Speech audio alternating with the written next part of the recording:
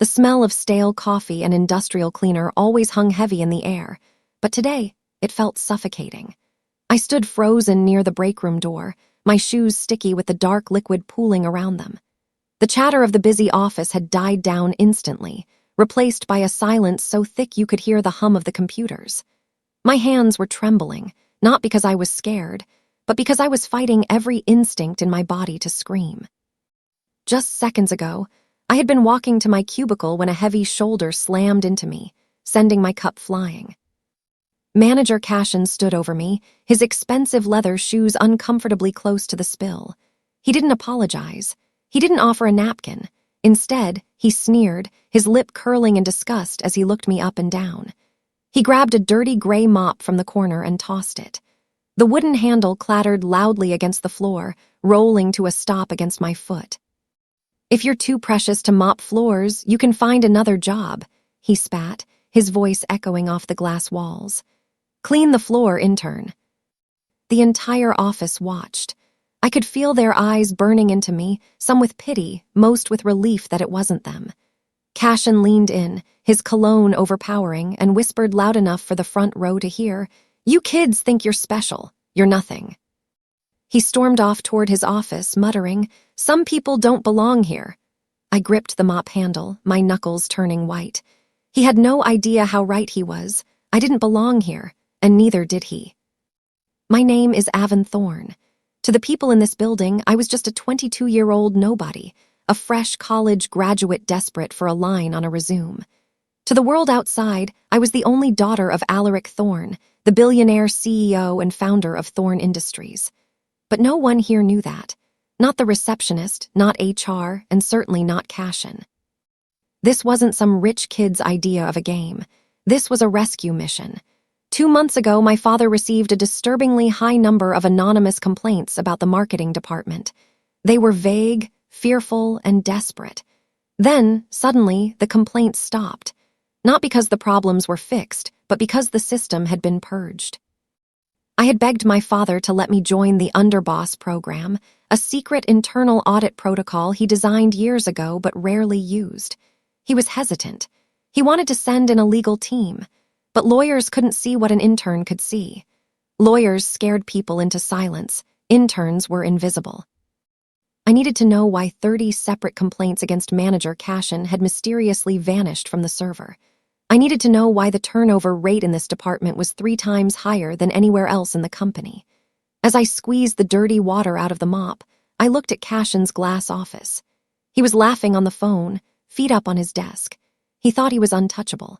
He was about to find out that the bottom of the food chain is where the trap is set. My first week at Thorne Industries had been a lesson in survival. I was assigned to a cluster of desks near the printer, affectionately known as the pits. This was where the expendable staff sat. I quickly learned the hierarchy of our toxic little ecosystem. First, there was Cashin, the manager who ruled through fear. Then there was Vesper, his personal assistant. She had a smile that didn't reach her eyes and an uncanny ability to be everywhere at once. She thrived on gossip, hoarding secrets like currency. Sitting next to me was Stellan, a nervous tech intern who jumped every time a phone rang. And finally, across from me was Fallen. Fallen was different. She was quiet, observant, and kept her head down. She did the work of 3 people but rarely spoke. When I first sat down, she didn't introduce herself. She just slid a box of tissues onto my desk and whispered, "Keep these handy." Cashin wasted no time in singling me out. It started with small things, getting his lunch, organizing his dry cleaning, filing papers he had clearly just crumpled up for fun. But the atmosphere was shifting. I could feel the tension radiating off Stellan. One afternoon, while organizing files near Cashin's door, I heard him talking to Vesper. The door was cracked open just an inch. "Interns are disposable," Cashin said, his voice dripping with arrogance. "We keep them scared, we keep them quiet. If they break, we get new ones." The humiliation escalated quickly. It wasn't enough for Cashin to give me grunt work. He wanted an audience. On Tuesday morning, he called a meeting with a potential high-profile client. He summoned me into the conference room, not to take notes, but to stand there. "This is Avon," Cashin announced to the client, pointing at me like I was a prop. "She's our charity case. We like to help the less fortunate from small towns find their footing, even if their resumes are blank." My resume wasn't blank. I had graduated top of my class with a degree in business ethics. I felt the heat rise in my cheeks, but I bit my tongue. I had to stay in character. "Avon, get us coffee, and try not to mess it up this time," he sneered. When I returned with the tray, he accidentally knocked his elbow against me. Hot coffee splashed over the polished mahogany table and onto the client's folder. "Look what you did," Cashin roared, standing up. "Unbelievable, clean this up now." He pointed to the floor. I grabbed napkins, dropping to my knees to wipe the spill. I looked up and saw the other employees. They were flinching. They were terrified. Near the back of the room stood Callista, Cashin's direct supervisor and the head of HR for this floor. She saw everything. She saw the shove. She saw the abuse. And then she simply looked away and checked her watch. That evening, the office emptied out quickly. No one wanted to stay a minute past 5 o'clock in Cashin's kingdom. I was packing my bag when Fallon stopped by my desk. She looked around nervously, checking to see if Vesper was still in the building. "You need to be careful," Fallon said, her voice barely a whisper. "Don't stand out. Don't fight back. Cashin has ruined people for less." "I can handle him," I said, trying to sound brave. Fallon shook her head. "That's what Nomi said." The name hit me like a physical blow. Nomi was my friend from college. She was bright, ambitious, and had secured an internship at Thorn Industries 6 months ago. We had lost touch recently. She had stopped answering texts and deleted her social media. I assumed she was just busy. "What happened to Nomi?" I asked, my voice tight. Fallon pulled out her phone and showed me a screenshot of an old chat log. It was a group chat for interns. The messages were frantic. "He's writing me up again for things I didn't do," Nomi had written.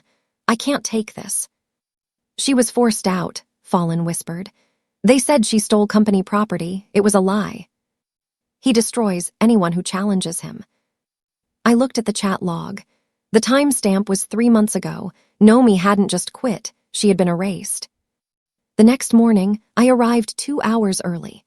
I needed access to the physical archives before the digital tracking systems came online for the day.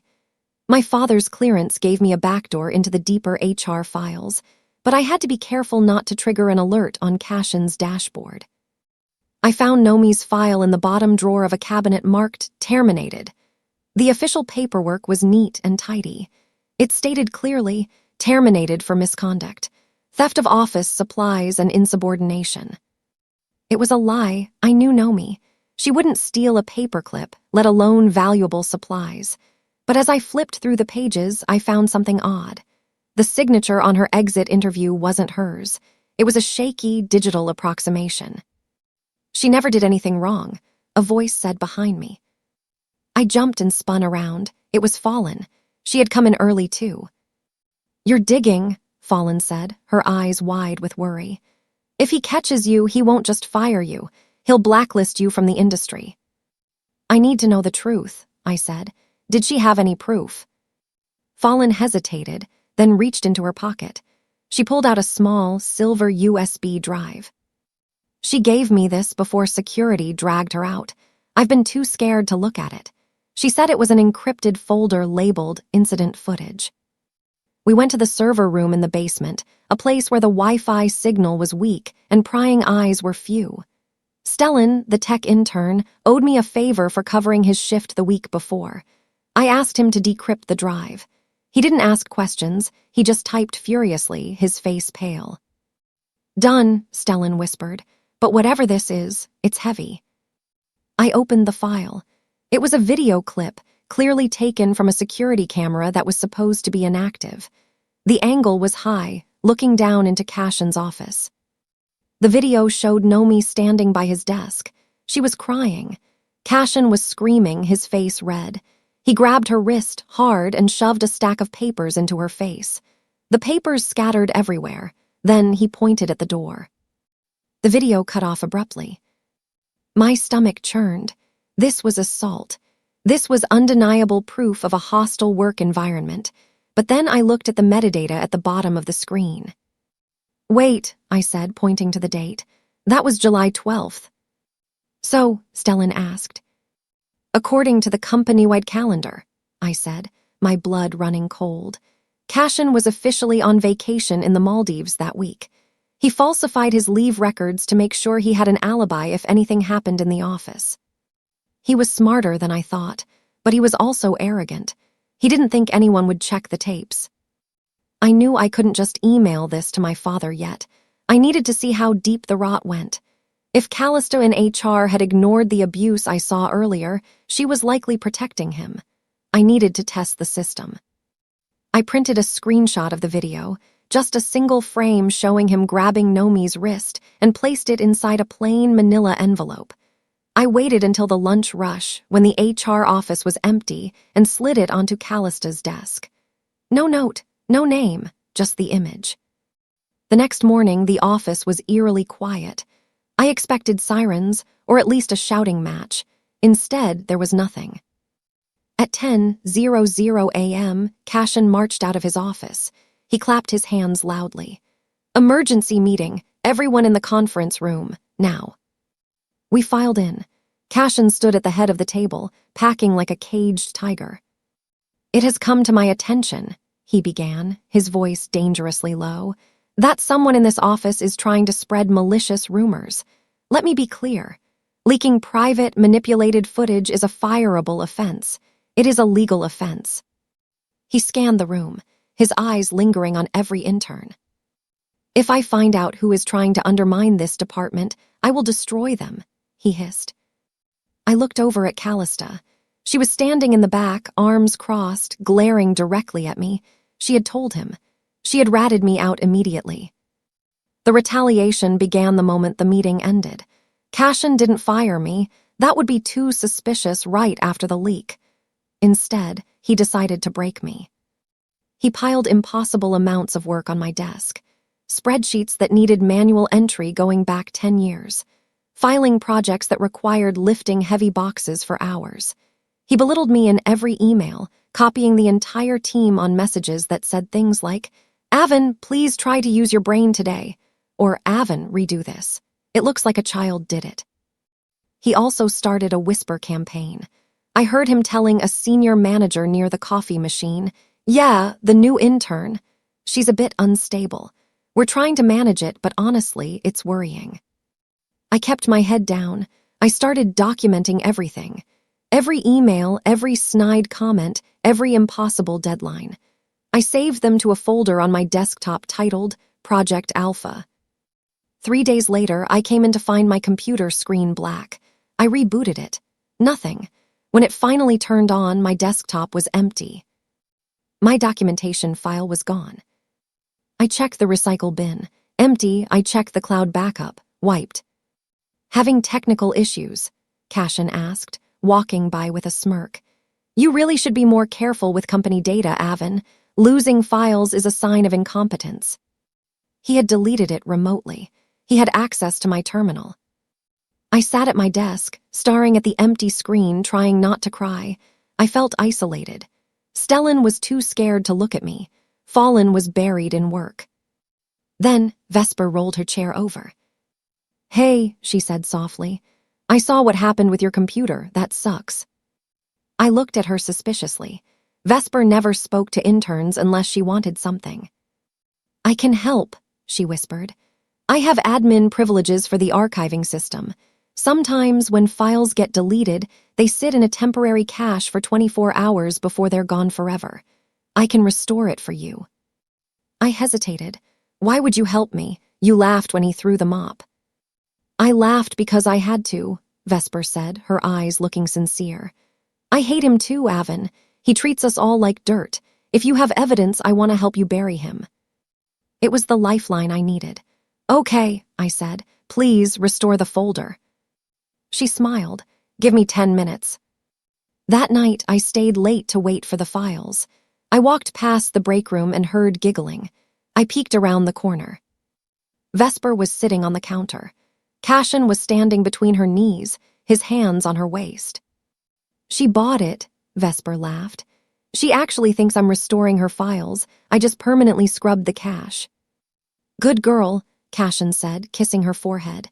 We'll be rid of her by Friday. Friday came, and with it the final blow. I was summoned to the director's office. Cashin's boss, a man named Mr. Greaves, who rarely visited our floor. Cashin was there, looking somber and disappointed. Avon, Mr. Greaves said, holding up a report. We found crucial project data missing from the shared drive. The logs show it was deleted from your terminal. That's not true, I said, my voice shaking. My terminal was wiped remotely. Enough excuses, Cashin cut in. Mr. Greaves, I told you she was unstable. She's vindictive because I criticized her performance. We have zero tolerance for sabotage, Mr. Greaves said.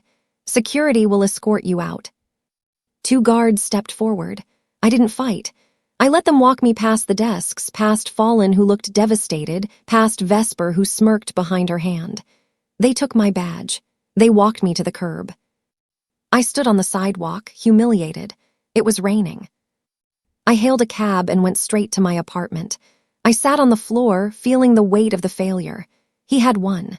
He had crushed me just like he crushed Nomi. But then a cold anger replaced the sadness. If he thought he broke me, he was wrong. He just built my case.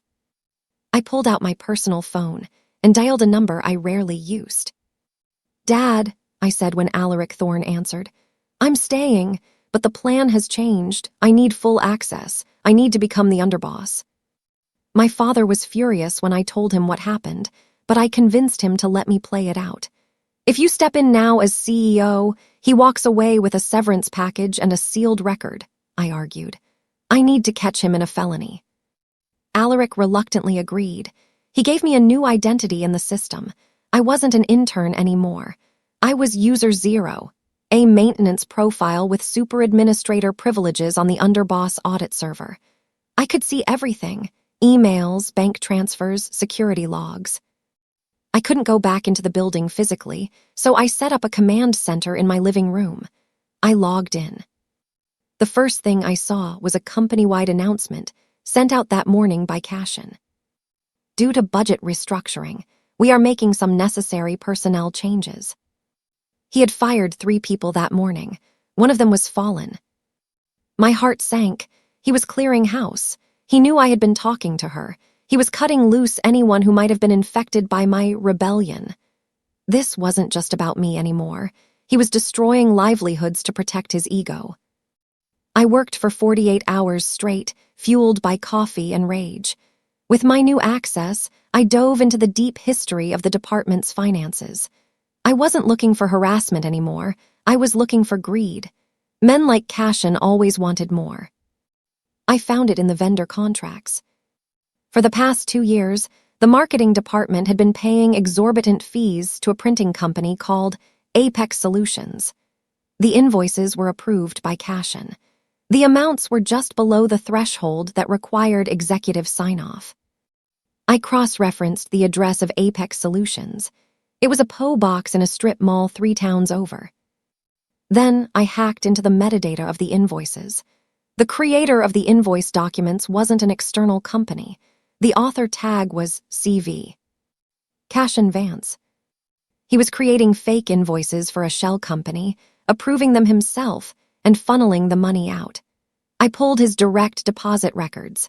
There were monthly transfers from an account linked to Apex Solutions into his personal offshore holding. Intimidation, false reports, and now embezzlement. I had him. I had the smoking gun, but I needed to make sure it didn't get buried. If I sent this to legal, they might suspend him with pay while they investigated for months. I needed him to panic. I needed him to make a mistake that couldn't be ignored. I printed the bank statements and the fake invoices. I put them in an envelope marked confidential and paid a courier to deliver it directly to the director's inbox on the 4th floor. I watched the security feed from my laptop. I saw the courier drop the envelope. But 5 minutes later, Cashin walked by the director's assistant's desk. He paused. He saw the envelope. He recognized the return address. It was blank, just like the one I had left for Callista. He swiped it. He walked into his office, tore it open, and I watched the color drain from his face. He looked directly at the security camera in his office, as if he knew I was watching.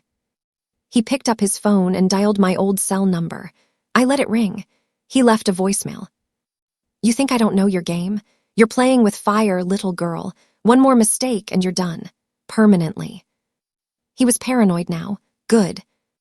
Since I couldn't enter the building, I needed eyes on the inside. I needed someone he hadn't fired yet. Stellan. I sent Stellan an encrypted message to his personal email. "Meet me at the coffee shop on 4th. Don't tell anyone." Stellan showed up, looking terrified. "Avon, you can't be here. Cashin is on a warpath. He's reviewing all intern communications. He has IT searching for leaks." "I know," I said. "I need you to do something for me. I need you to give this to Dorian in accounting." Dorian was a senior accountant who had been with the company for 20 years. He was known for being a stickler for rules. He wasn't in Cashin's pocket. "What is it?" Stellan asked, taking the flash drive. "It's the vendor proof," I said. "If the request comes from an internal audit check, Cashin can't delete it." The next morning, I watched the internal logs. Dorian flagged Apex Solutions for a mandatory compliance audit. Cashin's system lit up with red alerts. He stormed around the office, yelling at everyone. He announced a security lockdown. "No one leaves until I review every single email sent in the last week," he screamed. That evening, I got a call from an unknown number. "He's losing it," a voice said. It was Fallen. "Fallen, I thought you were let go," I said. "I was," she replied. "But HR hasn't processed the paperwork yet because of the audit freeze Dorian started. I'm still technically in the building. Avon, I never believed their story about you." "I'm going to take him down, Fallen, but I need one last thing. He's going to lie his way out of the embezzlement. He'll blame a subordinate. I need his voice." "What do you need?" she asked. "I need you to tape a recorder under his desk." "That's insane," Fallen said. "If he catches me." "If we don't do this, he wins. He keeps the money, he keeps the job, and he ruins us all." There was a long silence. "Where do I meet you to get the recorder?" Fallen was brave. She waited until Cashin went to the restroom. She slipped into his office, taped the tiny digital recorder to the underside of his mahogany desk, and walked out just as he returned. For the next 6 hours, the recorder captured everything. It caught him calling Vesper.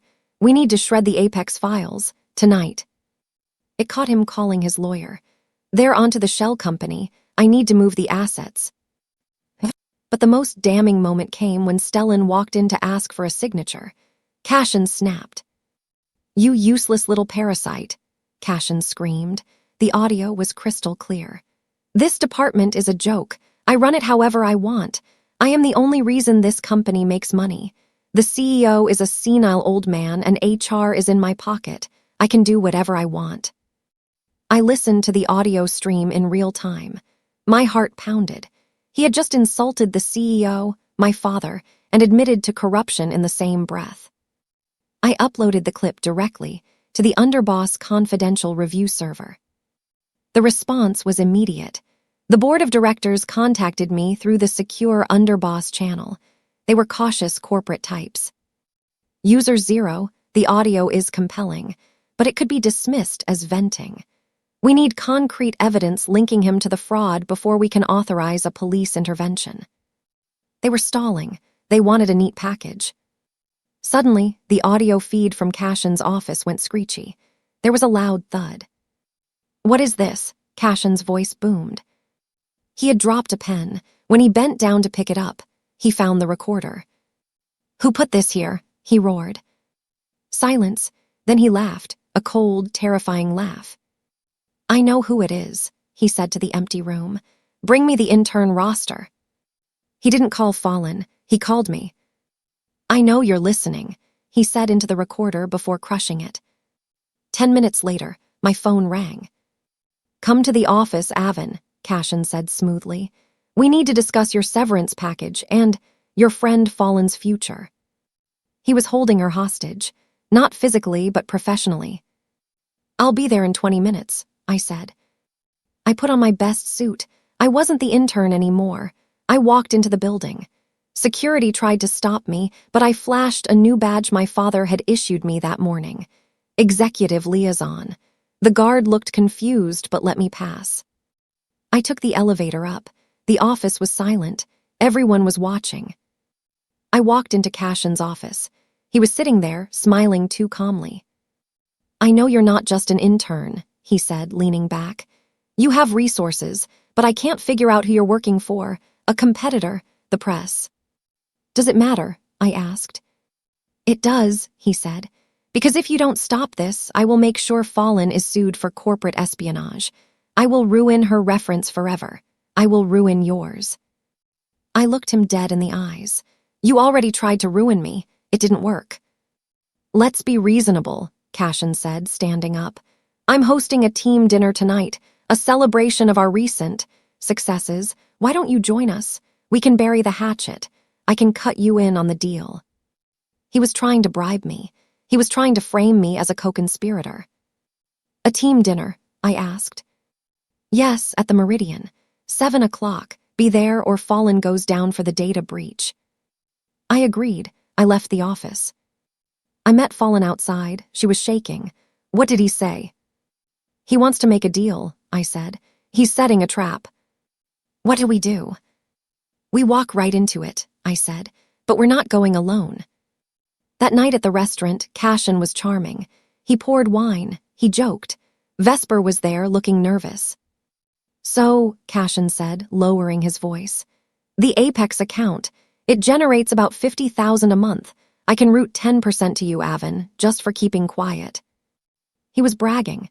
He felt safe in the expensive restaurant. You really think you own everyone, don't you? I asked. I own HR, he smirked. I own the vendors, I'm untouchable. I tapped the brooch on my lapel. It was a camera. Got it, I whispered. The next morning, the atmosphere in the office was electric. A rumor had spread that something big was happening. At 9:00 a.m., the elevator doors opened. 4 men in dark suits walked out, auditors, real ones. They marched straight to Cashin's office. Cashin Vance, the lead auditor said, we are seizing your computer and all physical files for an immediate forensic investigation. Cashin stood up, his face pale but composed. This is ridiculous. Who authorized this? The CEO, the auditor said. Cashin laughed nervously. Alaric Thorne doesn't even know this department exists. He looked at Vesper. This is her fault. She falsified the records. I tried to stop her. Vesper gasped. What? You made me do it. Liar, Cashin shouted. He was turning on his own people. The auditor turned to me. I was standing by the door. We were told you have the supplementary reports. I do, I said. I held up a thick, sealed folder. It contained everything. The restored emails, the Nomi video, the bank statements, and the recording from dinner. Cashin looked at the folder. He smirked. He thought it was a bluff. He didn't think an intern could gather that much in 3 weeks. Open it, Cashin challenged. Let's see what garbage you've collected. Not here, I said calmly. The CEO has requested an all-hands meeting. We open it when everyone is present. Cashin's eye twitched. A meeting, for what? For the truth, I said. An email pinged on everyone's computer simultaneously. Mandatory meeting, main atrium, 10:00 a.m. Attendance required. The atrium was packed. Hundreds of employees from all departments stood on the polished floor, the same floor I had mopped. Cashin stood on the small stage, looking uncomfortable. Callista from HR was there too, looking equally nervous. I walked onto the stage. I wasn't shaking this time. The auditors projected the contents of my folder onto the massive screen behind us. First, the video of Cashin abusing Nomi. The crowd gasped. Next, the bank statements showing the theft. Finally, the audio clip. The CEO is a senile old man. I own HR. Cashin's face drained of all color. He looked like a ghost. I stepped to the microphone. My name is Avon Thorne, I said, my voice ringing clear. I entered this department undercover for the underboss integrity program, and this is what I found. The murmur turned into a roar. Avon Thorne, the daughter. Cashin stumbled back. He tried to walk off the stage, but two large security guards blocked his path. Harassment, embezzlement, fraud, intimidation. A deep voice boomed from the back of the room. The crowd parted. Alaric Thorne walked toward the stage. He didn't look senile. He looked furious. "You called me a senile old man," Alaric said, stopping in front of Cashin. "I may be old, but I know how to take out the trash." Vesper burst into tears, covering her face. Callista tried to sneak away, but was stopped by legal counsel. Fallen ran up to the stage and hugged me. "You did it," she whispered. "You actually did it." Alaric turned to me. He extended his hand. He didn't hug me like a father. He shook my hand like a partner. "Good work, Agent," he said. Cashin fell to his knees. "Mr. Thorne, please. It was a mistake. I can fix it. I'll pay it back." The police arrived minutes later. As they handcuffed Cashin, he looked at me one last time. His arrogance was gone, replaced by pure fear. "I gave you a job," he whimpered. I looked him in the eyes, remembering the coffee, the mop, and the way he looked at Nomi. "You taught me one thing, Cashin," I said. "Respect can't be demanded, it's earned." The staff applauded as he was escorted out. It wasn't polite applause, it was a release of years of tension. Weeks later, the department was transformed. Nomi was rehired with back pay. Fallen was promoted to senior coordinator, and me. I was named the new director of ethics and culture. I stood in the lobby, the sunlight streaming across the polished floor. It was clean. Cashin had told me to clean the floor, so I did. I just started from the top and scrubbed the dirt out of the corner office.